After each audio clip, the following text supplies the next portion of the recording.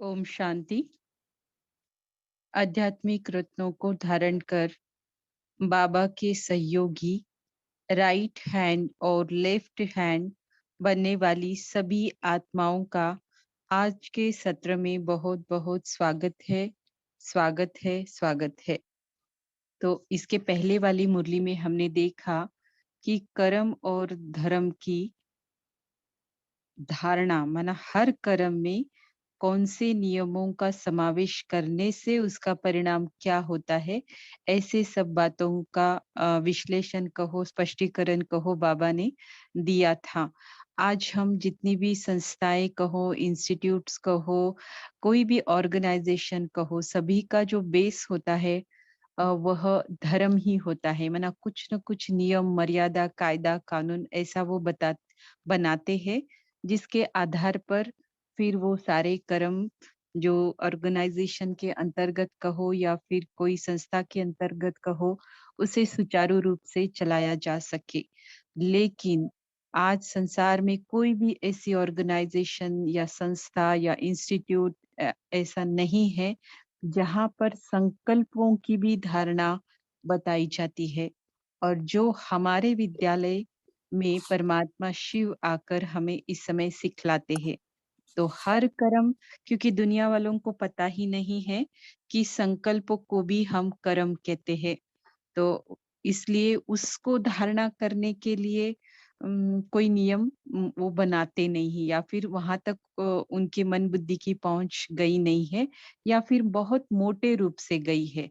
सिर्फ अच्छे अच्छे कोट्स पढ़ेंगे, लिखेंगे, है ना, अच्छे विचार कहेंगे, लेकिन उनको इतना भी अवेयरनेस नहीं रहता है कि सिर्फ पढ़ने, सुनने, सुनाने से इन विचारों को धारण नहीं किया जा सकता है। ऐसी कौन सी बातें हैं कि जो हम पढ़ सुन रहे हैं, जो हमें अच्छा भी लग रहा है अल्पकाल के लिए ही सही, लेकिन उसे इम्प्लीमेंट करना या धारण करना कैसे हो सकता है। तो इस तरह से हर कर्म में धर्म, संकल्प रूपी कर्म में भी धारणा की जो बात है, सिर्फ और सिर्फ परमात्मा शिव ही सिखला सकते हैं, और वह हमें सिखला भी रहे हैं। और यह ही एक नवीनता कहो, एक यूनिकनेस कहो, हमारे विद्यालय का है। बहुत सारी बातें हैं जो यूनिकनेस के तौर पर हम बता सकते हैं, लेकिन इसमें सबसे इम्पोर्टेंट सभी बातों का फाउंडेशन वो है हमारे संकल्प रूपी कर्म में धारणा का समावेश होना, अर्थात धर्म का समावेश होना। तो जो बच्चे बाबा का बनकर भी ये इस धारणा को फॉलो कर रहे हैं, माना हर संकल्प रूपी कर्म को भी अ, धर्मयुक्त बना रहे हैं, तो वह कौन ठहरे? और जो कुछ कम परसेंटेज में कर पाते हैं, वह कौन ठहरे? तो आज की मुरली जैसे इसके आगे का पार्ट कंटिन्यू बाबा कर रहे हैं, ऐसा कह सकते हैं। तो अभी हम देखेंगे कि आज की मुरली में बाबा ने क्या कहा है। मुरली का टाइटल है बाबा के सहयोगी राइट हैंड और लेफ्ट हैंड। मुरली की डेट है 6 फरवरी 1976।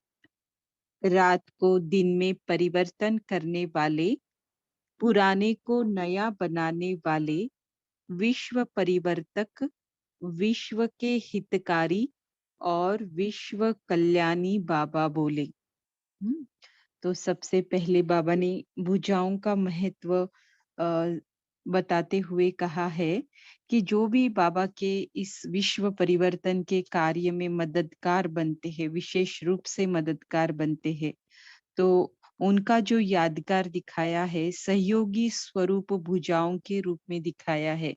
क्योंकि बाबा अकेले तो सब कर सकते हैं, लेकिन फिर हम बच्चों को मददगार बनाते हैं कि हम अपना भाग्य खुद बनाएं। इसकी लेखनी जैसे हमारे हाथ में दे देते हैं। और जितना जितना बाप दादा के कार्य में सहयोगी कैसे बनेंगे, जितना कर्म रूपी, संकल्प रूपी कर्म में भी, तो वाचा और कर्मना में तो यह बात अंडरस्टूड है, जहाँ संकल्प की ही करेक्शन, संकल्प के ही धर्म की बात आती है तो बाकी 2 तो अंडरस्टूड ही है ना? क्योंकि वो मोटे रूप में है और ये स्थूल सूक्ष्म रूप में है। तो जहाँ सूक्ष्म की बात आती है, कुछ भी धारणा करने की कहो या फिर समझने की कहो, जो भी एप्लीकेशन की कहो, तो वहाँ पर स्थूल बातें क्या होती है, अंडरस्टूड ही होती है। तो जिन्होंने संकल्प रूपी कर्म में भी धर्म की धारणा की हुई है, धर्म को इंक्लूड किया है, जैसे वह बाबा के सहयोगी रूप में यादगार उनका बनाया हुआ है। किस स्वरूप में?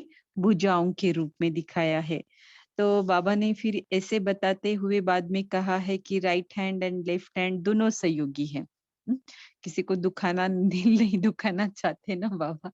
नॉलेज भी देते हैं, युक्तियाँ भी रचते हैं और समझने वाले को बराबर वो समझाते भी है ना? जिसको जो पॉइंट समझ में आती है समझना कि वो बाबा ने मेरे लिए ही कही है। पहले तो बाबा बताते हैं कि सहयोगी स्वरूप भुजाओं में सहयोगी स्वरूप का यादगार बताया है, फिर बाबा बताते हैं कि राइट हैंड और लेफ्ट हैंड दोनों ही सहयोगी है। फिर ऐसे बताने के बाद बाबा ने ऐसी 7-8 राइट हैंड की विशेषताओं का वर्णन किया है। कि कैसे समझे कि हम बाबा के राइट हैंड है या लेफ्ट हैंड है। बाबा तो कहते हैं कि दोनों भी सहयोगी है। लेकिन फिर इम्पोर्टेंस कम ज़्यादा होता है ना, कि जैसे हम स्थूल कर्म करते हुए भी दोनों हाथों को यूज़ तो करते हैं, लेकिन जो महत्वपूर्ण होता है ना? और मेजॉरिटी काम हम राइट हैंड से ही करते हैं, है ना? और होते हैं लेफ्टी भी कई ऐसी केसेस देखने को मिलती है कि कइयों का राइट हैंड की तरह ही लेफ्ट हैंड चलता है और राइट हैंड जो उनका होता है वो लेफ्ट हैंड की तरह चलता है, मतलब ज़्यादा यूज़ वो लेफ्ट हैंड का करते हैं। पर ये तो रेयर केसेस में है, लेकिन मेजॉरिटी जो है वो राइट हैंड का ही उपयोग करते हैं। हर महत्वपूर्ण काम के लिए, अच्छे काम के लिए या फिर जो भी काम करना है सबसे पहले राइट हैंड ही यूज़ करने में आता है। तो वो तो रहे अपने स्थूल शरीर की बात है ना? स्थूल कर्मेंद्रियों की बात। लेकिन यहाँ पर सूक्ष्म कर्मेंद्रियों के आधार पर उसका इम्पोर्टेंस बताया गया है और फिर उसे राइट हैंड का मतलब टाइटल दे दिया है। फिर ऐसे में बाबा बताते हैं कि वो कैसे होते हैं, उनके संकल्प कैसे होते हैं, वो स्वयं को कैसे करावनहार नहीं समझते हैं, इसलिए न्यारे-प्यारे रह पाते हैं। इसी मेरा वॉइस ऑडिबल है? हाँ दीदी ऑडिबल है। ओके, ओके, है ना? तो फिर बाबा बताते हैं कि राइट हैंड सहयोगी आत्मा जो है, हर सब्जेक्ट में माना जो 4 सब्जेक्ट है उसकी धारणा में या फिर उन सब्जेक्ट जो ज्ञान की पॉइंट से उसे प्रैक्टिकल स्वरूप में जो लाना पड़ता है, उसमें वो कैसे होते हैं? तीव्र पुरुषार्थी होते हैं। तो ऐसी कई सारी विशेषताएँ बाबा ने आज की मुरली में बताया है, जो राइट हैंड के टाइटल को स्पष्ट करती है। फिर बाबा ने लेफ्ट हैंड कैसे होते हैं, लेफ्ट हैंड किन आत्माओं को कहा जाता है, वो भी बताया है। क्योंकि भले कितना भी हम काम करें राइट हैंड से लेकिन लेफ्ट हैंड का भी इम्पोर्टेंस कुछ कम नहीं है, राइट? तो लेफ्ट हैंड के बारे में भी बाबा कहते हैं कि वो सदा अम, उल्लास और हिम्मत तो रखते हैं, हिम्मत और उल्लास तो रखते हैं, लेकिन लेकिन क्या होते हैं? निराधार नहीं होते हैं। उनको कोई न कोई आधार की आवश्यकता पड़ती है। फिर उनके बारे में और बातें बताते हुए बाबा कहते हैं कि वह स्वयं स्वयं के जस्टिस नहीं बन सकेंगे, माना आत्म परीक्षण, अंतर्मुखता, स्वयं की चेकिंग, ऐसी सारी बातें उनमें बहुत कम होती है। सदा अपने को तो फिर माना दूसरों की ही चेकिंग करने में और जजमेंट देने में ज़्यादा उनका ध्यान रहता है, क्योंकि ये तो सबका ही रहता है। लेकिन इसके ऊपर काम करते हैं, इसकी रिवर्स वाली बातें सीखते हैं, अडॉप्ट करते हैं, धारण करते हैं, तो फिर राइट हैंड बन जाते हैं, है ना? जैसे ही हम बाबा के बनते हैं तो सबसे पहले तो लेफ्ट हैंड बनते ही है और फिर पुरुषार्थ करके राइट हैंड बनते हैं। तो फिर इसके बाद बाबा ने कहा कि आप सहज योगी कैसे बनेंगे? सदा अपने को क्या समझना है? बाबा का मैं सहयोगी हूँ। भले मैं अपनी उँगली भी देती हूँ किसी न किसी कार्य में, किसी न किसी स्वरूप में, तो भी मैं क्या हो गई बाबा के कार्य में मददगार हो गई। ऐसा स्वयं को समझते रहो, वैसा करो भी और समझो भी। भले कोई सर्टिफिकेट आपको दे, ना दे, क्योंकि आत्माएँ तो आत्माएँ हैं ना, सब कुछ नहीं देख पाती है और ना ही समझ पाती है। आज यहाँ पर बने हुए हर बच्चे का अनुभव होगा कि जितना बाबा हमें समझता है, कोई आत्मा उतना समझ नहीं सकती। ऐसा नहीं कि कोई चाहता नहीं है। हाँ, ट्राई ज़रूर करते होंगे और कई बार पहचानते भी होंगे, समझते भी होंगे, लेकिन बाबा जितना पूरा नहीं हो सकता है। तो इसीलिए बाबा यहाँ पर खुद के स्वमान को बढ़ाने के लिए बाबा कहते हैं और सहज योगी बनने के लिए बाबा बताते हैं कि अपने को सहयोगी समझो बाप दादा के। हुँ? फिर उसके बाद बाबा ने कहा कि अभी जो विश्व परिवर्तन की वेला चल रही है, 76 में ये बातें बाबा ने बताई थी और अभी वो सच में सामने दिखाई दे रही है। तो इसको और स्पीड में हम कैसे कर सकेंगे? हमारे पुरुषार्थ में जो भी कमी-कमज़ोरियाँ है, उसे दूर करके अर्थात स्वयं के परिवर्तन से ही समय का परिवर्तन कर सकेंगे। आज बाबा ने कहीं कहा था कि कहा था मतलब कहते ही रहते हैं जब विनाश की बात आती है, विनाश के पहले वाले सीन्स की बात आती है तो बाबा बताते ही है कि त्राही-त्राही करेंगे मनुष्य, दुखी होंगे, है ना? कि सहारा नहीं है कोई जवाब नहीं है, अनेक प्रश्न, उलझने क्या करे, क्या ना करे? ऐसे में सब कुछ ना मन मन से ठीक रहेंगे, ना तन से ठीक रहेंगे। फिर धन की तो बात ऑटोमेटिक फिर आ ही जाती है। तो ऐसे सारी दुनिया ही त्रस्त हो जाएगी, कुछ-कुछ होता रहेगा, जो हम प्रेज़ेंट में सभी देख रहे हैं। ऐसे में हुँ, समय से पहले क्योंकि हम ही हैं जो इन सभी बातों को क्या कर सकते हैं, परिवर्तन कर सकते हैं। ब्राह्मणों के लिए तो है ही है, सब कुछ अच्छा ही हो रहा, होने भी वाला है और होता रहेगा। लेकिन बाकी दुनिया वालों का क्या? उनके लिए हम निमित्त हैं। तो इस तरह से उनका भी तो परिवर्तन चाहिए। उनका परिवर्तन क्या होगा? सहज रीति से मुक्ति, तकलीफ ना हो, है ना? तो वो कैसे अ उनको मिलेगी? वो हम जितना जीवन मुक्ति के अधिकारी बनेंगे प्रेज़ेंट में, उतना औरों को भी दिला सकेंगे। तो सारा जो पुरुषार्थ है इसी के लिए है ना? तो जब जॉइन होते हैं ना तो अपना माइक ज़रूर चेक करिएगा, तो फिर आवाज़ें डिस्टर्ब नहीं करेगी क्लास में, ठीक है? हाँ, है ना? तो अ, अभी हम शुरू करते हैं। ओम प्रकाश भाई जी, आप अपना माइक म्यूट कर दीजिएगा, ठीक है?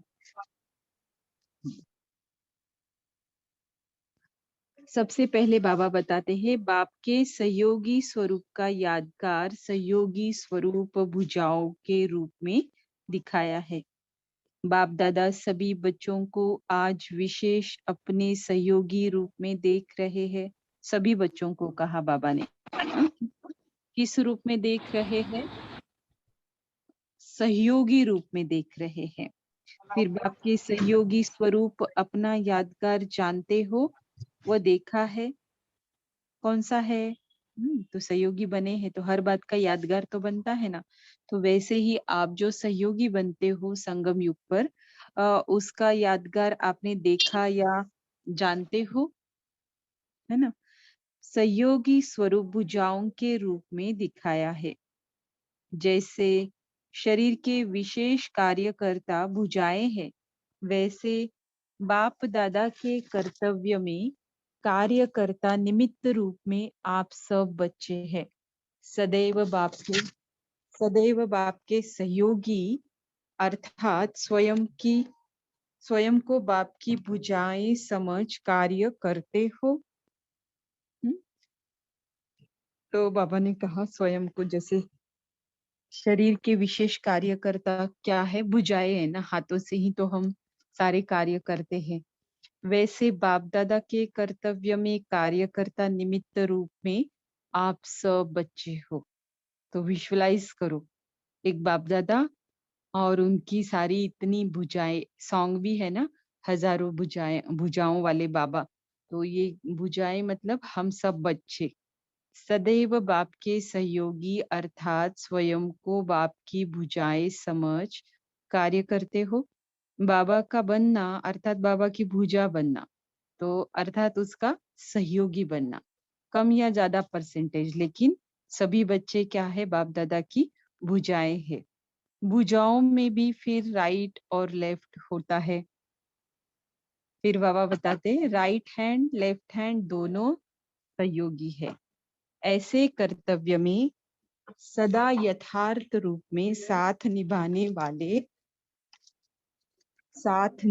वाले है ना, साथी को वो मददगार को भी कहा जाता है कि यह हमारा राइट हैंड है। तो एक राइट हैंड, दूसरे है लेफ्ट हैंड, लेकिन सहयोगी कैसे है, दोनों है। हम्म, तो जो ज्यादा काम करता है या कोई विशेष रीति से मददगार बनता है तो उसको क्या कहेंगे, राइट हैंड है। ये तो हमारा जैसे राइट हैंड है। सेंटरों पे भी आपने देखा होगा कि जो विशेष सेवाएं करते हैं या फिर मुझे एक्चुअली पता नहीं है डीप में कि किस बारे में ये टाइटल देते हैं कि सेंटर का तो जैसे राइट हैंड है ना। तो इस तरह से कोई तो आधार होगा उसका, लेकिन यहाँ पर जो आधार बताते हैं बाबा कि यथार्थ रूप में साथ निभाने वाले साथी को व मददगार को भी कहा जाता है कि यह हमारा राइट हैंड है। लेकिन राइट हैंड और लेफ्ट हैंड दोनों सहयोगी है। इसलिए इस साकारी दुनिया में कहावत भी है कि इस कार्य में अंगुली देना व इस कार्य में हाथ बटाना। तो वो चित्र दिखाते हैं ना, कृष्ण ने गोवर्धन पर्वत उठाया तो उसमें सारे कैसे अंगुली लेकर उन्होंने वो पर्वत उठाया, ऐसे दिखाते हैं। तो ये वही बात है कि बाबा के कार्य में हम सभी बच्चों ने अपनी अपनी अपनी उंगली ही सही, लेकिन उसका सहयोग जरूर दिया है। राइट हैंड लेफ्ट हैंड दोनों सहयोगी है, इसलिए साकार बाप ब्रह्मा की अनेक भुजाएं प्रसिद्ध है। राइट हैंड किसको कहते हैं, हैंड तो सभी हो, बिना हैंड के कोई भी कार्य सिद्ध नहीं हो सकता। हो सकता है क्या? हम्म, तो सूक्ष्म की भी बात यही है और स्थूल की भी बात यही है कि बिना हैंड के कोई भी कार्य सिद्ध नहीं हो सकता। तो हाथ अर्थात बाहों की बाहों की व अंगुली सहयोग की निशानी है। हम्म, सब हो। बाबा कहते हैं ऐसे सहयोगी सभी हो, भुजाएं सभी हो, अंगुली देने वाले सहयोगी सभी हो, लेकिन कैसे, नंबरवार। तो सभी हो के बाद ये शब्द जरूर होता है, नंबरवार। अभी बाबा राइट हैंड की विशेषताएं बता रहे हैं। सबसे पहले बाबा बताते हैं उनके संकल्प के बारे में। राइट हैंड सदा बोल में, कर्म में और संपर्क में श्रेष्ठ और शुद्ध अर्थात प्योर रहते हैं। राइट हैंड की विशेषता सदा स्वच्छ अर्थात शुद्ध और श्रेष्ठ है। तो देखो किसके आधार पर उनको राइट हैंड कहा जा रहा है। सबसे पहले तो सदा स्वच्छ अर्थात शुद्ध और श्रेष्ठ है। किस बारे में? जैसे कोई भी श्रेष्ठ व शुद्ध कार्य शरीर के राइट हैंड द्वारा ही किया जाता है, ऐसे बाप दादा के सहयोगी राइट हैंड सदा बोल में, कर्म में और संपर्क में श्रेष्ठ, शुद्ध और प्योर रहते हैं।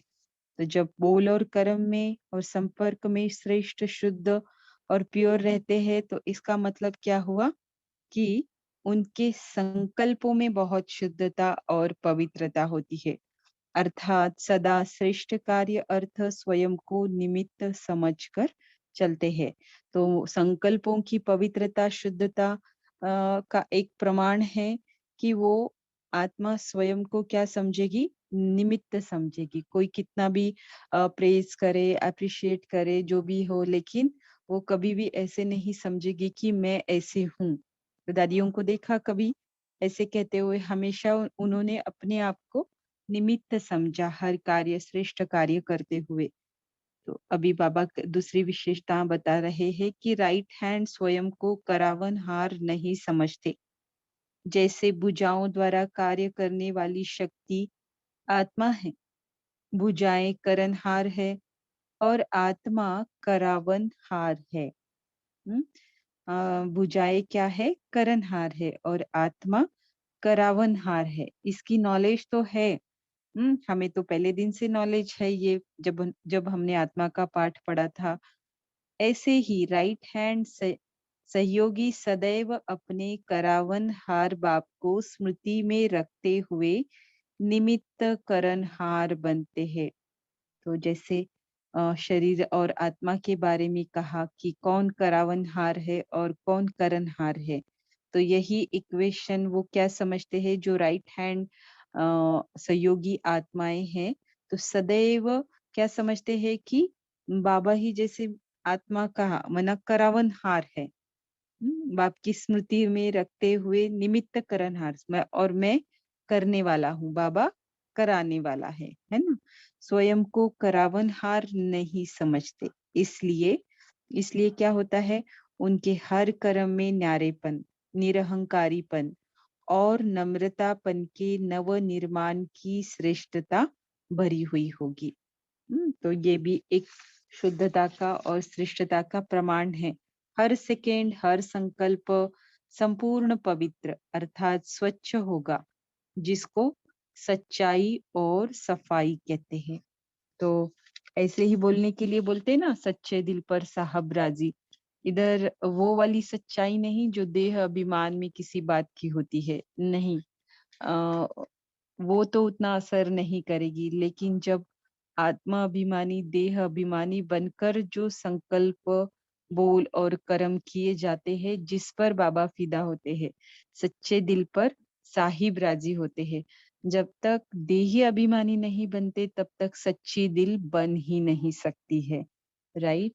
तो फिर आगे बाबा अलग और विशेषता बताते हुए कहते हैं, राइट हैंड सहयोगी आत्मा हर सब्जेक्ट की धारणा में व प्रैक्टिकल स्वरूप को लाने में तीव्र पुरुषार्थी होंगे। राइट हैंड विशेष शक्तिशाली होते हैं। वैसे कोई भी विशेष बोझ उठाने के लिए राइट हैंड ही उठाया जाता है। सामान उठाना है ना? अगर भारी सामान है, दोनों हाथों से उठाना है, तो राइट हैंड से हम क्या करते हैं? भारी सामान उठाते हैं, है ना? तो यहाँ पर अभी देखते हैं बाबा क्यों दे रही है एग्जाम्पल।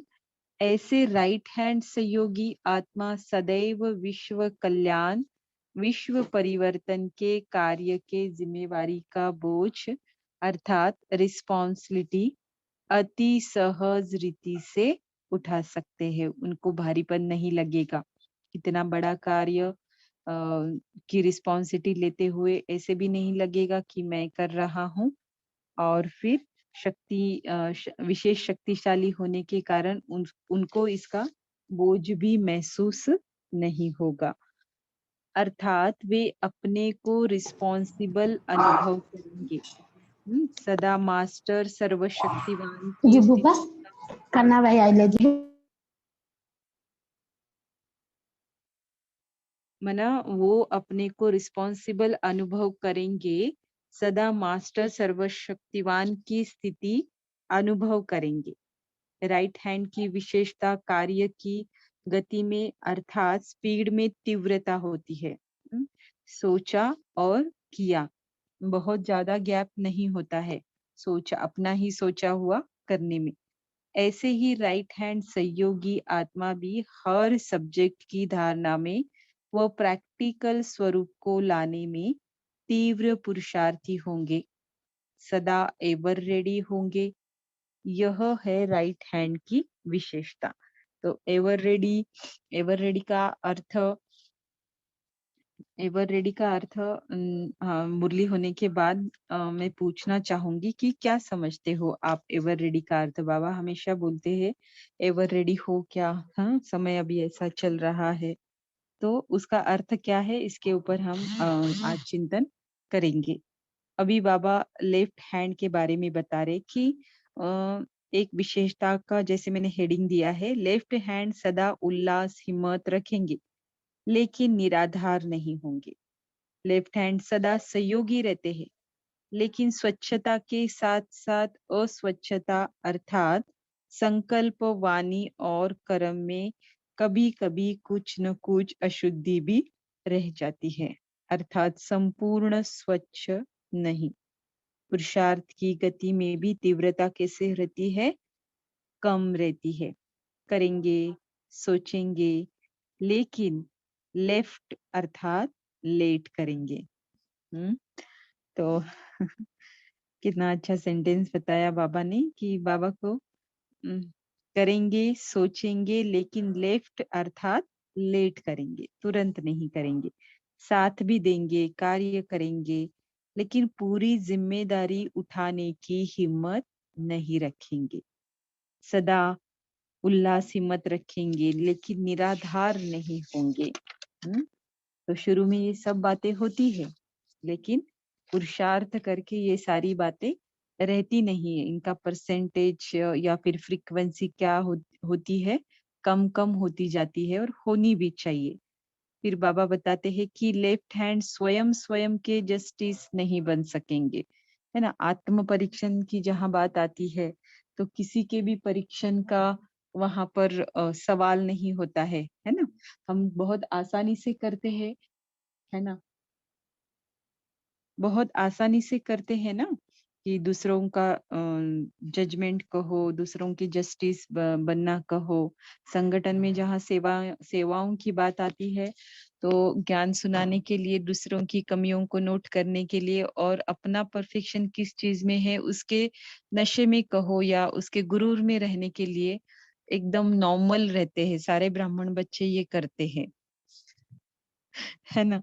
लेकिन फिर बाबा कहते हैं कि यहाँ तो सब कुछ जो है, भाग्य भी खुद का ही कमाना है, मेहनत भी स्वयं के ऊपर ही करनी है, और कितनी करनी है, कैसे करनी है, इसका सिलेबस भी खुद ही स्टडी करना है ना। सब कुछ जो है हम बाबा के बनते ही इसलिए है कि हम अपना कल्याण करके, अपने को इम्प्रूव करके, अपने आप को शक्तिशाली बना के, अपने आप को कमजोरियों से मुक्त करके, अवगुणों से मुक्त करके, फिर वो जर्नी दूसरों की तरफ जाए। बीच में ही जाएंगे तो बहुत गड़बड़ होगी। इसीलिए बाबा हमेशा कहते हैं पहले बाप समान बनना है और फिर आप समान बनाने में लगना है। बाप समान को उड़ा देते हैं और जैसे है वैसे में ही खुद का एग्जाम्पल, खुद की बड़ाई और आप समान बनाने के लिए दूसरों को आराम से बताते रहते हैं, है ना। तो बहुत माइन्यूट लेवल पर बाबा एक्सपेक्ट करते हैं और पसंद भी करते हैं कि हम माइन्यूट लेवल पर हम अपने आप में चेंज लाए। तो चेकिंग भी माइन्यूट ही करनी पड़ेगी ना, और स्टडी भी धारणा भी महीनता में ही करनी पड़ेगी। तो बाबा कहते हैं उनकी जो स्टेज है बहुत समय वकील अर्थात लॉयर की होती है। कायदे ज्यादा सोचेंगे लेकिन फायदा कम पाएंगे। स्वयं स्वयं के जस्टिस नहीं बन सकेंगे।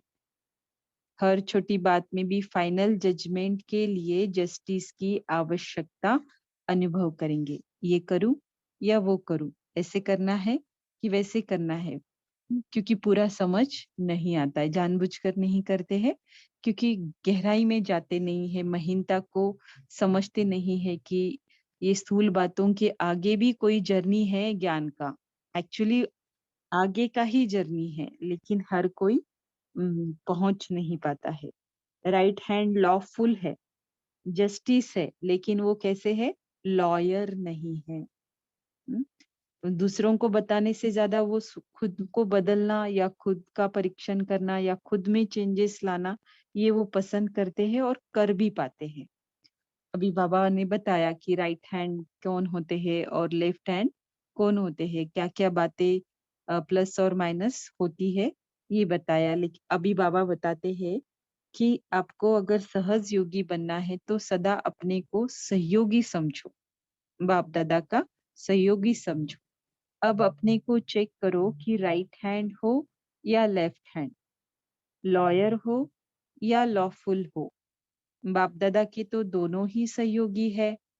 बाबा ने देखो दोनों को भी भले कम ज्यादा महत्व है, लेकिन ऐसा नहीं है कि सिर्फ राइट हैंड का है तो लेफ्ट हैंड का बिल्कुल भी नहीं है। बाबा यहाँ पर 2-3 बारी मुरली में कहा इतनी छोटी सी कि बाप दादा के तो दोनों ही सहयोगी है। सदा अपने को सहयोगी समझने से सहज योगी बन जाएंगे। बनना क्या है सभी को, कोई नहीं चाहता है कि हम लेफ्ट हैंड बने रहे, पुरुषार्थ करे ना करे, लेकिन चाहते क्या है कि हम बाबा के कार्य में विशेष रीति से मददगार बने, राइट हैंड बने। लेकिन समझने से तो कुछ नहीं होगा ना। तो सबसे बेसिक स्टेप बाबा ने कहा कि जैसे भी हो लेकिन इतना तो समझो कि अपने आप को बाप दादा का सहयोगी हूँ। ऐसा समझते समझते क्या हो जाएगा फिर, एक सेल्फ कॉन्फिडेंस बिल्टअप हो जाएगा, एक स्वमान अपना ऊंचा रख पाएंगे, और फिर इसके कारण आपके कर्म भी वैसे होंगे और आप सहज योगी बन जाएंगे।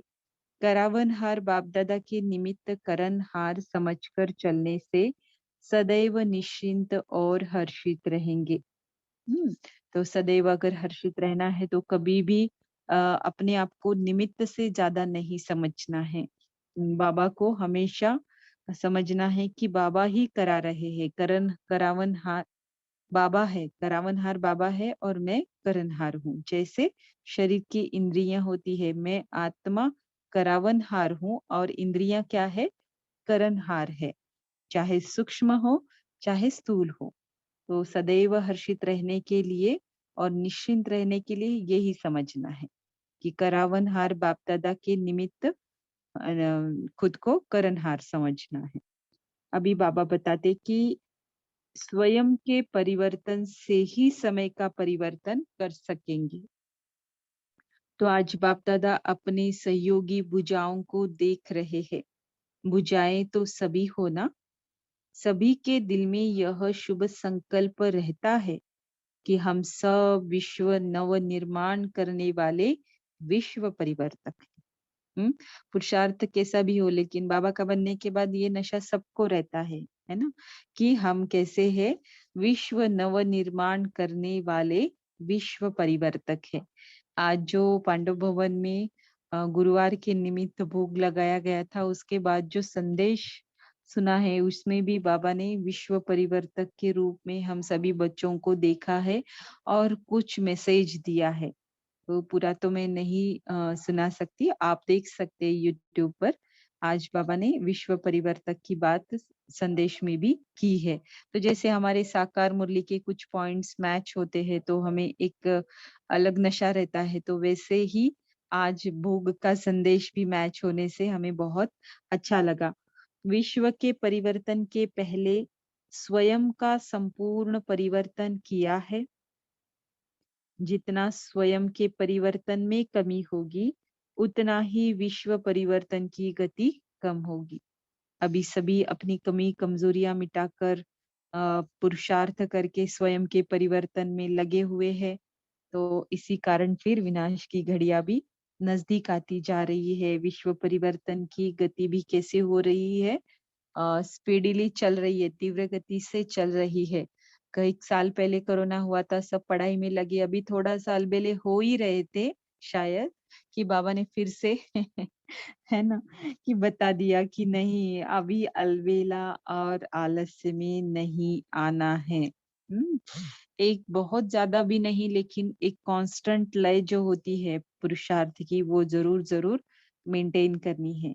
स्वयं के परिवर्तन से ही समय का परिवर्तन कर सकेंगे।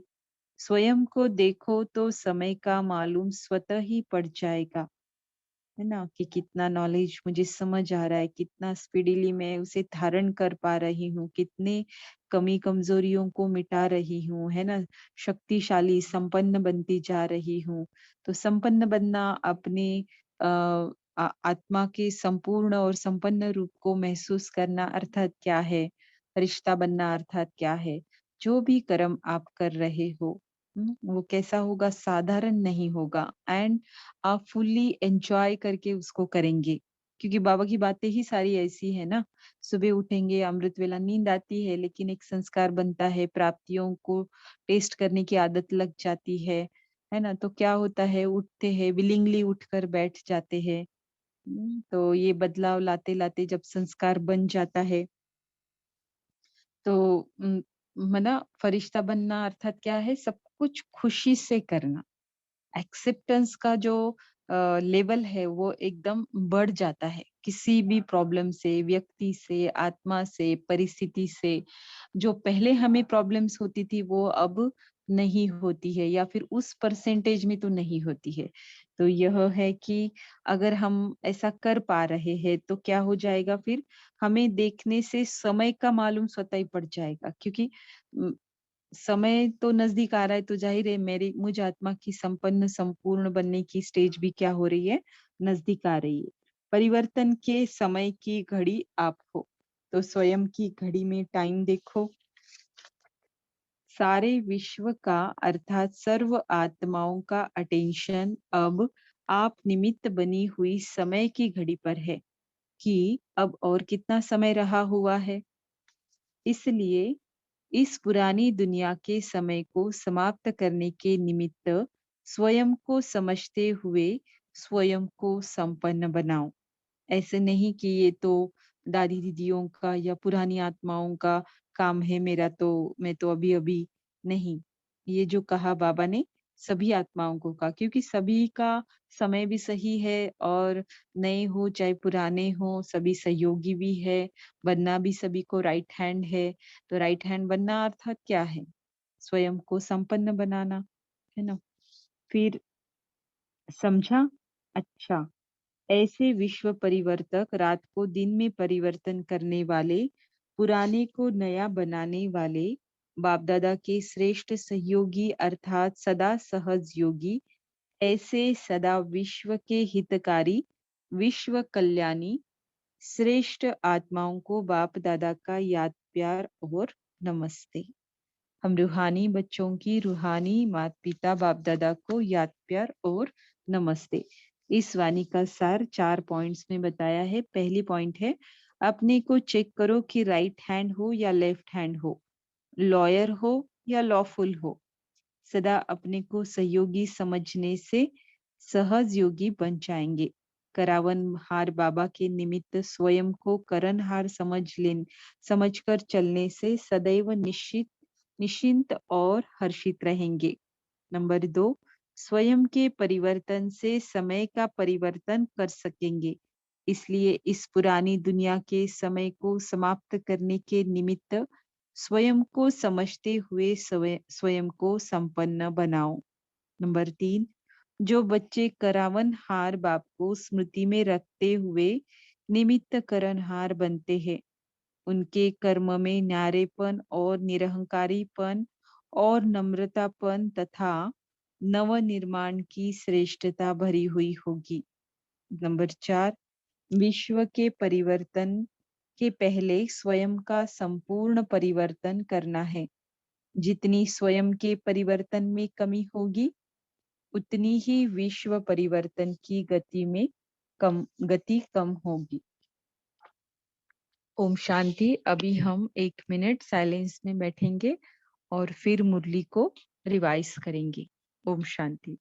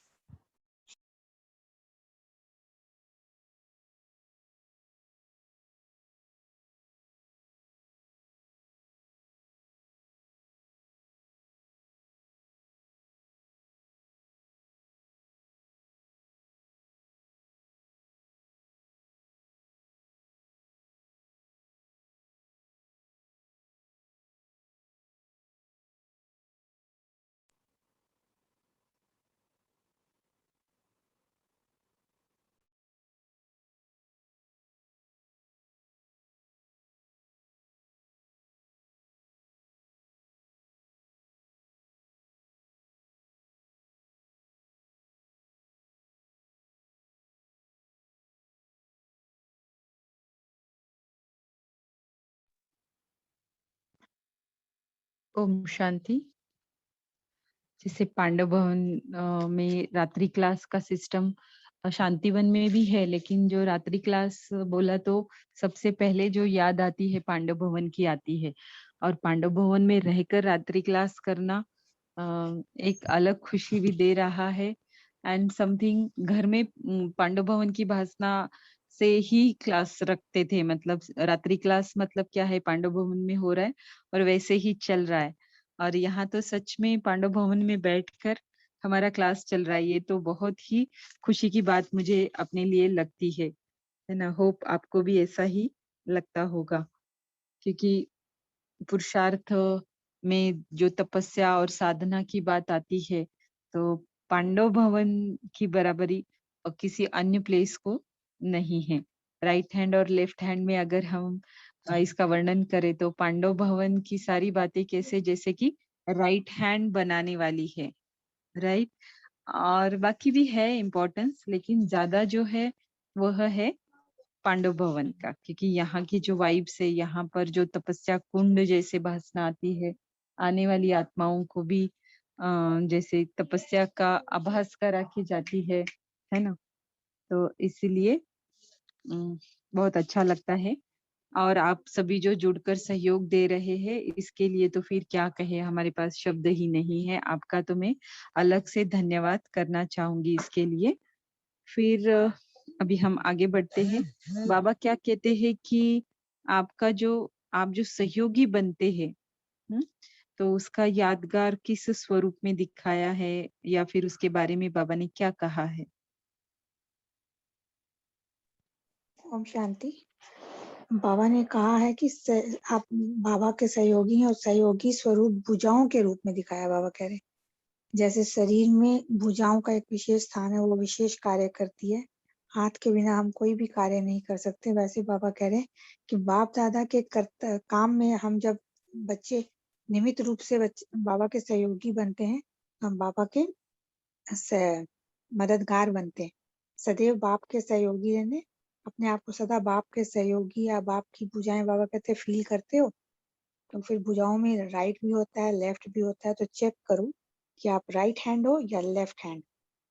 तो ऐसे जी, है बाबा ना। ने कहा। ओम शांति। जी, बहुत अच्छा है ना। तो फिर बाबा ने क्या कहा कि दो दो हैंड तो होते हैं, लेकिन दोनों हाथों के बारे में कौन सी विशेष बात बताई बाबा ने? ओम पहले तो शांति। हाँ। बाबा ने कहा कि राइट हैंड जो होता है वो शुद्ध होता है, मतलब उससे जितने भी आप अच्छे कार्य करेंगे शुद्धता और पवित्रता का प्रतीक होता है, प्योरिटी का होता है, और पुरुषार्थ में भी तीव्र होते हैं। लेकिन लेफ्ट हैंड जो होता है उसमें कुछ ना कुछ अशुद्धि हो जाती है, यानी कि वो तुरंत कार्य नहीं कर सकते, अपने पुरुषार्थ की गति में भी कर जी, लेंगे। हम विशेषताओं की तरफ जाएंगे। सबसे पहले बाबा ने राइट हैंड का मतलब शांति। बताया है। जी। जी, बाबा ने कहा तो एक है राइट हैंड, दूसरा है लेफ्ट हैंड, लेकिन सहयोगी दोनों ही है। जैसे हम्म। साकार बाप ब्रह्मा की अनेक भुजाएं प्रसिद्ध है ना, तो हम सब वही हैं, उनकी भुजाएं हैं। तो बाबा बोल रहे हैं हैंड तो सभी हो, बिना हैंड के कोई भी कार्य सिद्ध नहीं होगा। इसीलिए इस हम्म। साकार दुनिया में कहावत भी है, इस कार्य में अंगुली देना व इस कार्य में हाथ बटाना। तो हाथ अर्थात बाहों की व अंगुली की सहयोग की निशानी है। जी। और फिर और क्या कहा है? बहुत अच्छा देखिए हाँ। नंबरवार है सब, हाँ नंबरवार है। नंबरवार है, लेकिन जो दोनों सहयोगी है ना, राइट हैंड और जी लेफ्ट जी। हैंड, दोनों को सहयोगी बताते हुए क्या कहा बाबा ने? और बिना दोनों हैंड के कोई भी कार्य सिद्ध नहीं हो सकता। बाबा कहते जी, किस रूप में प्रसिद्ध है ये दोनों हैंड्स जो है, किस रूप में प्रसिद्ध है? उंगलियों के रूप में प्रसिद्ध है। जैसे श्री कृष्ण का उदाहरण देते हैं कि गोवर्धन पर्वत उठाया था, तो उंगलियों के रूप में सहयोग देना प्रसिद्ध है। सहयोग हाँ। के। और भुजाओं के रूप में, ब्रह्मा बाबा की भुजाओं के रूप में प्रसिद्ध है। हाँ, है ना? तो वो भक्ति मार्ग में उन्होंने वैसा दिखाया है, लेकिन अभी साकार में ब्रह्मा बाप जो फाउंडेशन बने, उनके हम सभी सहयोगी बने, और इसीलिए फिर वो भुजाएं, अनेक भुजाएं कैसी है, प्रसिद्ध है। ब्रह्मा बाबा के बच्चे है ना सारे, है ना? शिव बाबा के है, लेकिन एडॉप्ट तो ब्रह्मा बाबा के थ्रू किया ना, तो उनकी भुजाएं करके हम सारे बच्चे, सहयोगी बच्चे प्रसिद्ध है। तो इसमें फिर नंबरवार है। कोई अंगुली के जितना सहयोगी बनता है, कोई राइट हैंड बन के सहयोगी बनता है, कोई लेफ्ट हैंड ही सही लेकिन सहयोगी बनता है।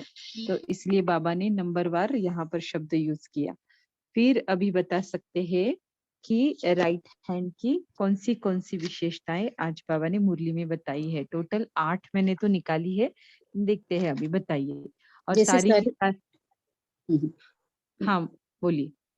जैसे शरीर का राइट हैंड द्वारा हर स्वच्छ और शुद्ध कर्म किया जाता है, वैसे ही बाबा के जो राइट हैंड बच्चे हैं तो सदा बोल में और कर्म में और संपर्क में श्रेष्ठ और शुद्ध अर्थात प्योर रहते हैं।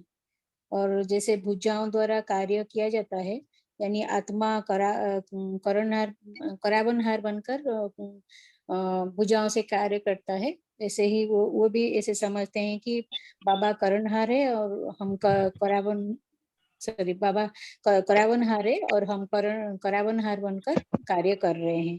तो इसीलिए वो निमित्त भी बनते हैं, उनमें न्यारापन भी रहता है, निरहंकारीपन भी रहता है, और नम्रता और नवनिर्माण की जो संकल्प है वो भरी हुई रहती है।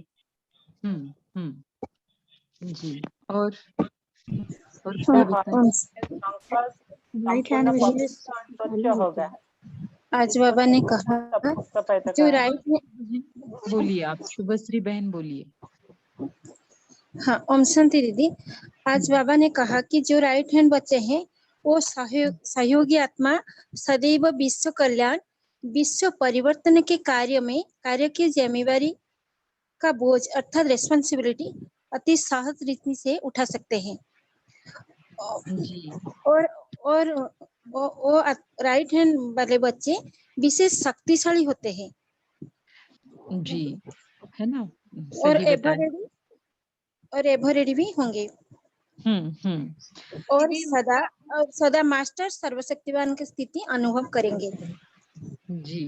उनका हर सेकंड, हर संकल्प संपूर्ण पवित्र अर्थात स्वच्छ होगा, जिसको सच्चाई और सफाई कहते हैं। राइट हैंड विशेष शक्तिशाली होती है, तो कोई भी बोझ उठाने के लिए राइट हैंड को ही यूज किया जाता है। फिर उसके बाद हाँ, जो बहन ने बताया वो विश्व कल्याण, विश्व परिवर्तन के लिए जिम्मेवार। और जी। वो हर सब्जेक्ट को प्रैक्टिकल में धारण करके बताएंगे तो तीव्र पुरुषार्थी भी होंगे। है ना? हर सब्जेक्ट की धारणा में वो कैसे है, प्रैक्टिकल स्वरूप बनने वाले हैं। प्रैक्टिकल स्वरूप बनने में एकदम स्पीडीली वो करते हैं, तीव्र पुरुषार्थी होते हैं, है ना? तो यहाँ पर मैंने कहा था कि एवर रेडी का अर्थ क्या है? कैसे आप समझते हो कि बाबा जो हमें पूछते हैं कि आप एवर रेडी बने हो, तो क्या मतलब है इसका? कैसे समझेंगे कि हम एवर रेडी बने हैं या नहीं बने हैं?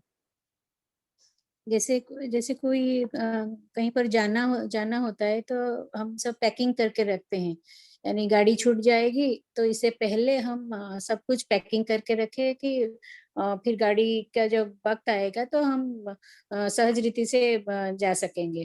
तो इसीलिए जो बाबा अभी जो नई दुनिया की स्थापना कर रहे हैं, तो उस नई दुनिया में जानने के लिए हमें क्या क्या करना चाहिए, क्या क्या हमें अभी संस्कार हमें भरना है, और कैसे हम जो बाकियों को भी कैसे तैयार कर सकते हैं, और सारी शक्तियां अपने में भरकर खुद भी तैयार रहें और जो साथ भी चलेंगे और उनको भी साथ लेकर जैसे हम जा सकते हैं, उनको भी शक्तिशाली बनाएंगे। तो दोनों कार्य एक साथ जैसे हम करते हैं तो एवर रेडी रहते हैं, और जो भी सिचुएशन सामने आने वाली आएगी, जो सिचुएशन आएगी उसके लिए भी अपने को भी तैयार करना है। तो जब सारी बातें हो जाएगी तो हम एवर रेडी बन जाएंगे। जी, बहुत अच्छा। दीदी और दीदी जैसे बाबा बोलते हैं ना, इंतजार को छोड़ के इंतजाम करो, ऐसे नहीं कि हो जाएगा, समय पड़ा है। तो ये सब इंतजार को छोड़ के हमेशा इंतजाम करके रेडी रहो। जी, दुलीचंद भाई बताइए, फिर आप मोनिका बहन आप बताना, ठीक है? दुलीचंद भाई बताइए।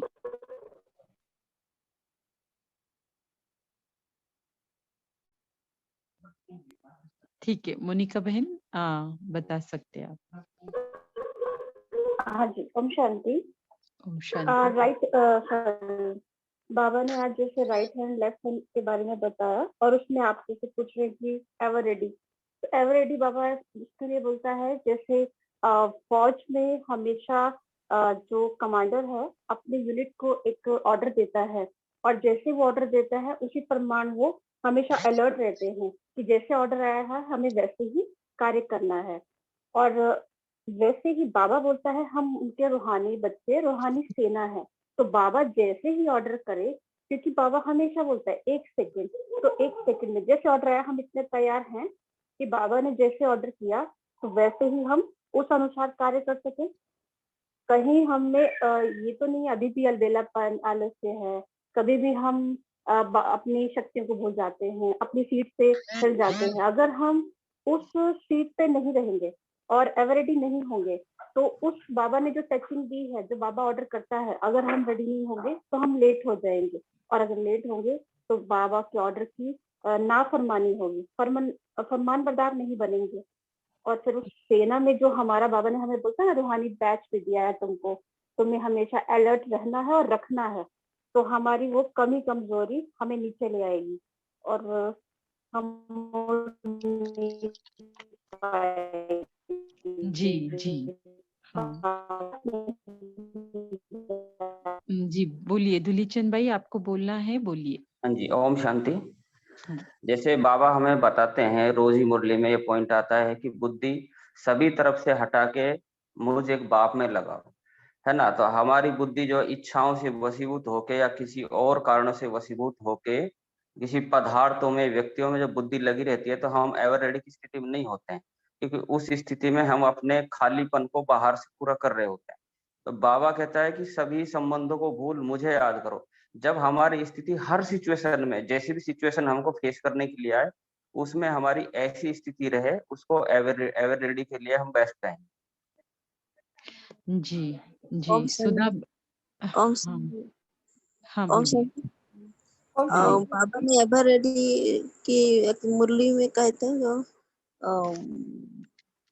बैग बैगेज को समेट कर आदि में ट्रांसफर करना, इसमें माने आदि रूप जो दिव्य बुद्धि से संपन्न जो आदि रूप धारण करना, ये है एवर रेडी।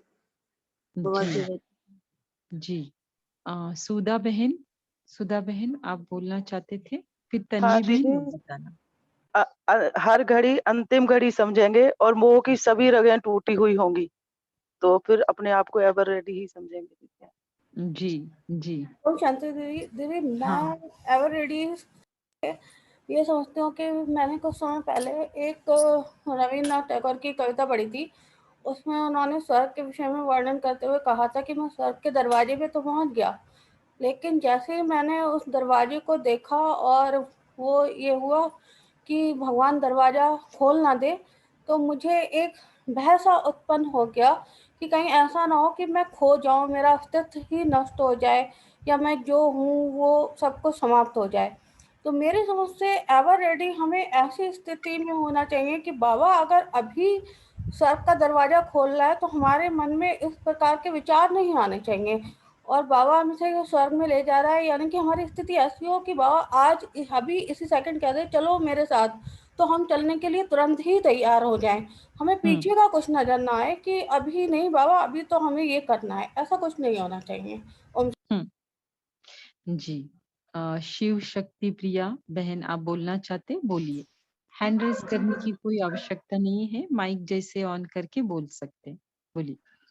दीदी हमें ना विस्तार को सार में लेके आना और अपने संकल्पों को भी कम करना और जितना हो सके, क्योंकि बाबा तक पहुंचने के लिए भी एक ही साधन है, संकल्प कम से कम हो और समर्थ संकल्प, तो उस पर भी हमें विशेष अटेंशन देना है।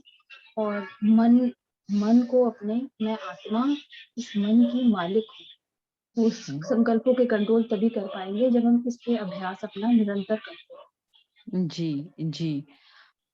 तो मयूरी बहन आप बोलना चाहते, बोलिए।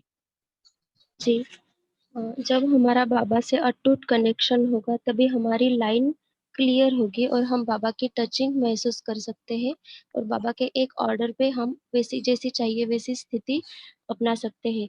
और दूसरा है कि हम व्यर्थ व्यर्थ को सेकंड में समाप्त कर 1 सेकंड में फुल स्टॉप लगा सकते हैं। वो है एवरीडे सिचुएशन। Thank you. जी, है ना।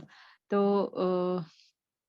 और कोई बोलना चाहता है 1 दीदी मिनट में? ओम शांति दीदी। दीदी हाँ। एवर रेडी मतलब कि हमेशा ये स्मृति रखे वापस अब घर जाना है, और जैसे देह को अब तक देह समझते वो वर्क कर रहे थे, और आत्म अभिमानी स्थिति मतलब देही समझ के जो है बाबा की याद निरंतर रहे। जी जी, बहुत अच्छा। और कोई बताना चाहता है? हाँ दीदी, दीदी एक एवर रेडी मीन्स मतलब 1 सेकंड में हम अपने जो भी संकल्प करें उस स्वरूप में स्थित हो जाए। बाबा कहते हैं ना कि जिस शक्ति का आह्वान करो उसी शक्ति, जिस शक्ति की जरूरत हो जिस समय उस वही शक्ति काम करे। ये नहीं कि अभी हमने सोचा और 2-3 मिनट लग गए। तो मेरे ख्याल से एवर रेडी में सोचा और उसका स्वरूप बना संकल्प का, एवर रेडी। जी, अनीता बहन आप बोलना चाहते हैं? हाँ जी दीदी। हाँ, ओम शांति दीदी। आज बाबा ने भी बताया ना कि सदैव बाप के सहयोगी और अर्थात स्वयं को बाप की भुजाएं समझते हो, वैसा ही कार्य करते हो। अगर भुजाओं में भी राइट और लेफ्ट हैंड होता है ना, लेकिन सहयोगी दोनों है। तो इस बाबा ने कहा कि साकार बाप ब्रह्मा की अनेक भुजाएं प्रसिद्ध है, वैसे हमें भी मतलब हम एक एक जो आत्मा है सब बाबा की भुजाएं हैं हम लोग। जी जी। तो एवर रेडी रहने में जो सबसे ओम शक्ति, शांति दीदी।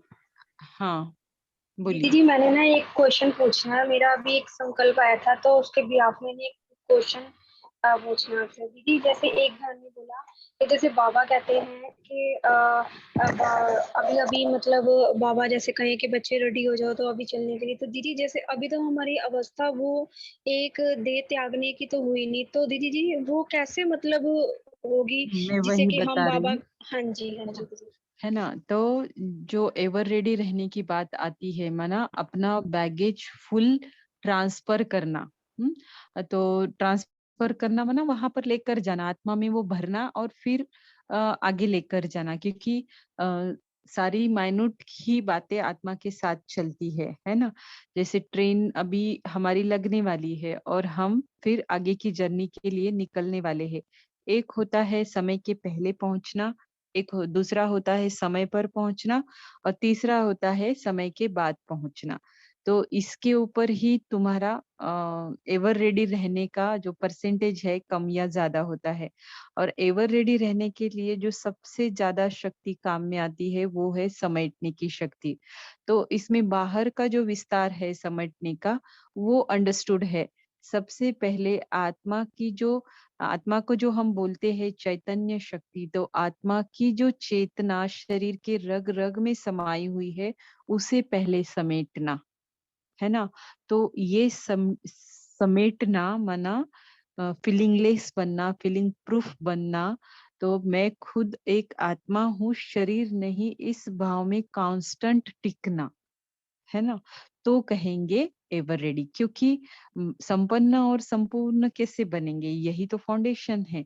और ये है कि ट्रेन अभी हमारी लगी हुई है, और कौन समय पर आत्माभिमानी बनेगा, कौन समय के पहले बनेगा और कौन समय के बाद बनेगा, बनेंगे तो सभी। लेकिन फिर बाबा शब्द यूज करते ना, नंबरवार। तो आत्मा की जो चेतनता पूरे शरीर में फैली हुई है, कैसे मानेंगे आप? यही ना, दो सिंपल, थोड़ी सी सुई भी अगर हमको चुभती है तो आ निकलती है। इतने बड़े शरीर में इतनी सी सुई की नोक भी अगर हमें चुभती है तो मुख से आह निकलता है। तो इसे सिद्ध है कि कितनी रग रग में हम आत्मा की चेतना शरीर में फैली हुई है।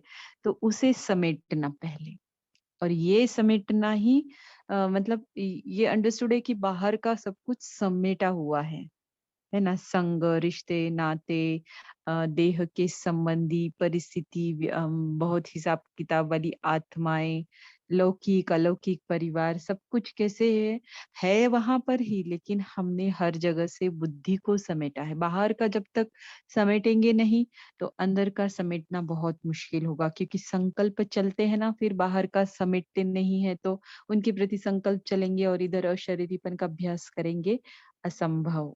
असंभव इसलिए कहती हूँ, इट टेक्स टाइम और बहुत ज्यादा एफर्ट्स लेंगे फिर ये सारी बातें। तो एफर्ट्स बाबा कहते हैं ना, मैं तुमको मेहनत से छुड़ाने आया हूँ। तो क्यों क्योंकि टैक्टिस बताते हैं ना बाबा हमें। तो सबसे पहले एवर रेडी बनना, अर्थात समय के पहले अपनी आत्मा को अपने देह भान से भी समेट कर रेडी रहना। ठीक है, आत्मिक स्थिति में, देही अभिमानी स्थिति में टिके रहना। ठीक है, होप आप सभी का मतलब समझ आया होगा।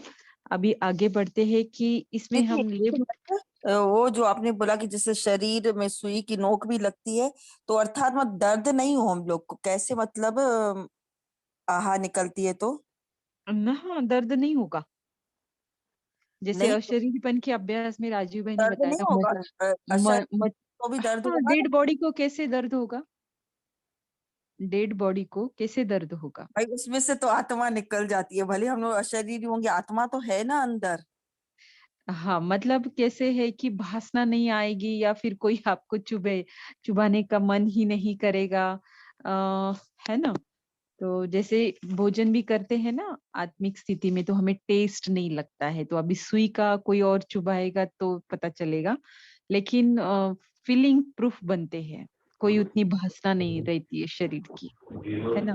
ब्रश भी करते हैं ना आत्मिक स्थिति में, तो ऐसे लगता है ना कि जैसे हम अपने बच्चे का करते हैं तो किसी और का करते हैं ना, तो हमें खुद का ब्रश करते समय भी ऐसी ही भासना आती है ना। तो चेतना फैली हुई है, तो चेतना को समेटना, और एक्चुअल समेटेंगे 100% तो ही पता चलेगा जो आप कह रहे हो, लेकिन बाकी बातों के जो अनुभव है उसके आधार पर ये मैं कह रही हूँ। ठीक है, अभी मैं तो नहीं चुभाऊंगी ना जब मैं अशरीरीपन का अभ्यास कर रही हूँ, या ऐसा कोई परसेंटेज मैंने अगर अचीव किया है ना, तो कोई मुझे और करेगा नहीं। मैंने एक एग्जाम्पल दिया हमने कि ओम सन ऐसी, हाँ ओम सन जैसे ब्रह्मा बाबा बोलते थे, जे इस शरीर छोड़कर मैं कृष्ण का शरीर में जाऊंगी, सदा वो देखते हैं, उस फोटो को देखते हैं और वो अपने को देखते हैं कृष्ण का रूप ऐसे। हम्म हम्म। तो कुछ प्रैक्टिकल अनुभव से ही हम समझेंगे, क्योंकि बाबा ने कहा है कि फरिश्ता बनेंगे, लेकिन फरिश्तों में भी नंबरवार रहेंगे, सब जगह भी नंबरवार लगा के रखा है बाबा ने, है ना। तो एक का अनुभव हो सकता है कुछ अलग भी रहे दूसरों का, सब और श्रेष्ठ भी हो सकता है, हाँ इक्वल जी भी, दीदी। हाँ इक्वल भी हो सकता है, या फिर कुछ अप एंड डाउन भी हो सकता है, राइट। तो बाबा ने आज की मुरली में क्या बताया कि आप सहज योगी कैसे बनेंगे। आगे बढ़ रहे अभी हम कि क्योंकि ये जो है ना लेफ्ट हैंड के बारे में जो बातें बताई है ना, तो हम उसे पढ़ने में समझने में टाइम वेस्ट नहीं करेंगे, हम आगे बढ़ेंगे, क्योंकि बनना सभी को राइट हैंड ही है, तो उस पर ही ज्यादा हम फोकस करेंगे और अपना मनन भी उस पर ही करेंगे। बाकी जो भी बातें यहाँ पर लगती है कि लेफ्ट हैंड वाली बातें मुझ में है तो सही, लेकिन वो रहेगी नहीं, इसके लिए अपनी जिम्मेवारी उठाना है और आगे चलना है, और क्या बनना है, लॉफुल बनना है, ना कि लॉयर बनना है। तो फिर इसके बाद बाबा ने एक बात बताई है कि अगर आपको ऐसे लग रहा है कि मैं लेफ्ट हैंड हूँ, मैं राइट हैंड नहीं हूँ, लेकिन फिर आप क्या ऐसे समझेंगे तो योग नहीं लगेगा, फिर आपका सहज योग लगे, इसके लिए बाबा ने क्या युक्ति बताई। हाँ दीदी, सहयोगी समझने से सहजयोगी बन जाएंगे। हाँ, है ना, कि बाप दादा के तो दोनों सहयोगी है ही, तो स्वयं को चाहे उंगली भी देते हो आप, लेकिन समझना क्या है, मैं तो सहयोगी आत्मा हूँ। तो ऐसे समझते समझते फिर कॉन्शियसनेस क्या होता जाएगा, शिफ्ट होता जाएगा, सहज योगी बनते जाएंगे। फिर परिवर्तन का आधार क्या बताया बाबा ने, समय के परिवर्तन का आधार क्या बताया। हाँ दीदी, स्वयं के परिवर्तन से ही समय का परिवर्तन कर सकेंगे। स्वयं को देखो तो समय का मालूम स्वतः ही पड़ जाएगा, परिवर्तन के समय की घड़ी आप हो। तो स्वयं की घड़ी में टाइम देखो। बहुत अच्छा है ना, क्योंकि पूरे विश्व के परिवर्तन का जो आधार है हम आत्माएं है। हम आत्माओं में भी जो पुरुषार्थ है, जो कमी कमजोरी मिटाने की जो तीव्रता है, उसके ऊपर समय के परिवर्तन की भी वेला मतलब डिपेंडेंट है। तो कैसे फिर घड़ी घड़ी बाबा ने कहा आज की परिवर्तन के समय की घड़ी आप हो, तो आप में ये चेंजेस आने लगे होंगे या फिर ऐसे आने चाहिए। जो निगेटिव बातें हैं ना हमारे अंदर ना के बराबर होना चाहिए। हाँ, व्यर्थ चल सकता है, लेकिन व्यर्थ भी कब तक चलेगा, जब तक आपने समेटा नहीं है। जब तक स्थूल में समेटने का अभ्यास नहीं किया है ना, तब तक सूक्ष्म में समेटने का अभ्यास बहुत डिफिकल्ट जाएगा। मैं ये नहीं कहूंगी कि ये नहीं कह सकती मतलब कि होगा नहीं, लेकिन डिफिकल्ट होगा, टाइम कंज्यूमिंग होगा, बहुत ज्यादा एफर्ट्स लगेंगे। तो कोई भी बात की प्रैक्टिस तो करनी पड़ती है ना। सूक्ष्म में कैसे हम उतरेंगे, जब तक समझो सूक्ष्म में हमें पवित्रता धारण करनी है, तो बिगिनिंग तो स्थूल से ही है ना। तो इसीलिए ये जो बात बाबा कहते हैं परिवर्तन की, तो इसका जो बिगनिंग है वो स्थूल में ही होगा। और क्या कहा है बाबा ने इसके बारे में?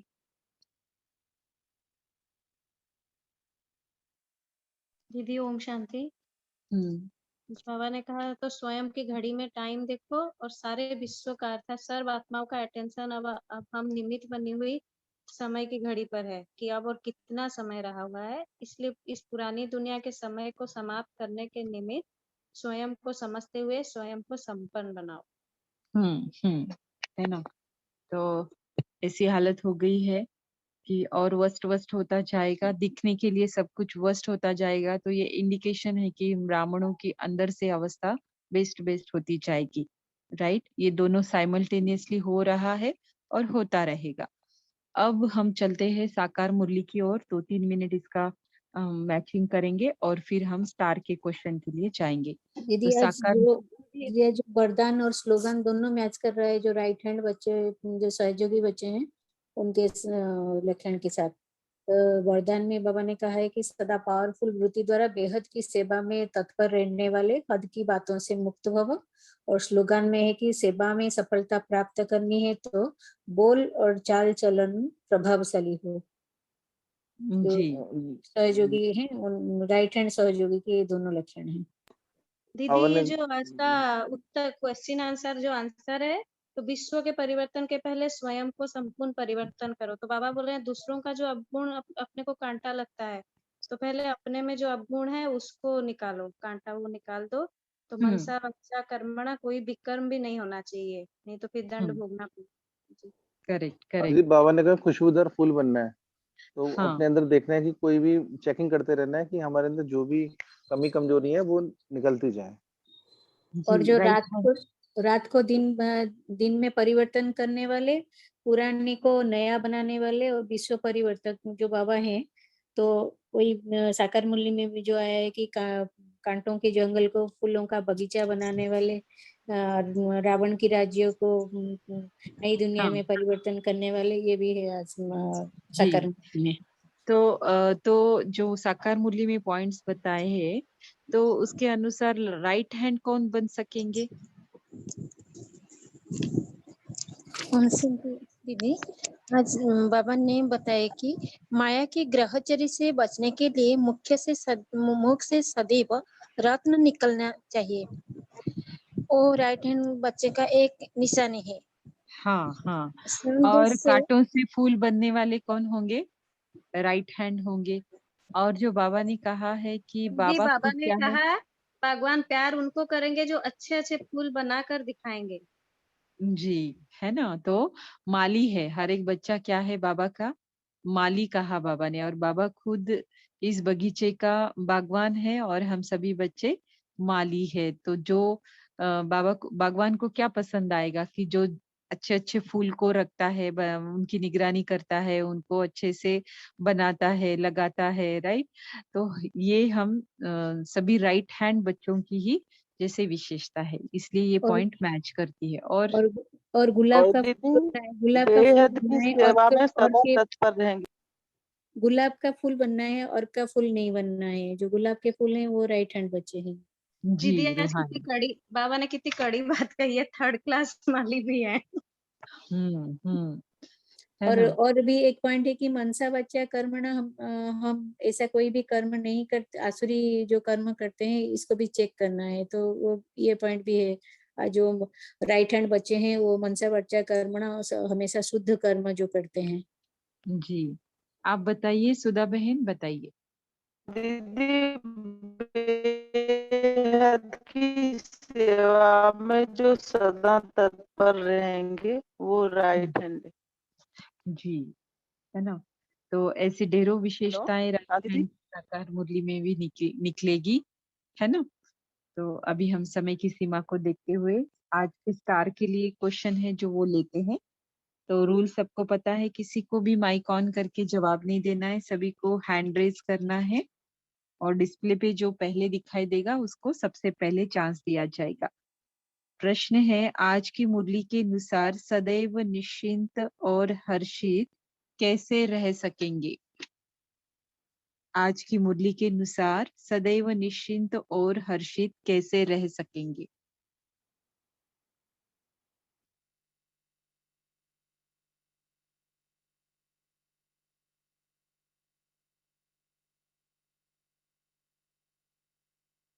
बहुत डिफिकल्ट है क्या आज का क्वेश्चन? क्योंकि मुरली में जो लेना है, मैंने कहा संपन्न बनने की बात मतलब क्या है, हर अपने कार्य को आप एंजॉय कर रहे हो, है ना? कोई कंसिक्वेंस उसका ऐसा नहीं हो रहा है, क्योंकि कंसिक्वेंस कब होता है? जब आप उसे एंजॉय नहीं करते हो, कुछ तो ऐसे वैसे संकल्प चलाते हो, है ना? तो यहाँ इसलिए ये क्वेश्चन को मैंने चूज किया। तो ठीक है, अभी सबिता बहन आप बताइए, और शॉर्ट में देना है क्योंकि आंसर बहुत शॉर्ट में है, एक लाइन जी भी जी पूरी नहीं होती है। जी जी।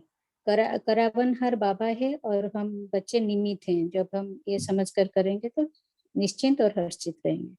Correct, correct, 100% correct. बहुत बहुत मुबारक हो सविता बहन, आज आप क्लास के स्टार बन गए। और आपका अलग से भी धन्यवाद देती हूँ कि आप रोज मुरली स्क्रीन शेयर कर रहे हो और पहले वाले जो सॉन्ग्स भी बहुत अच्छे अच्छे प्ले कर रहे हो, और रिकॉर्डिंग के लिए भी मुझे विशेष ना अपने ग्रुप को विशेष सहयोग दे रहे हो। इनडायरेक्टली मैं ऐसा कहूंगी, डायरेक्टली तो आप बाबा की सेवा ही बहुत अच्छे से कर रहे हो। इसके लिए आपका बहुत धन्यवाद, और आज के लिए पुनः एक बार आपको मैं मुबारक कहती हूँ।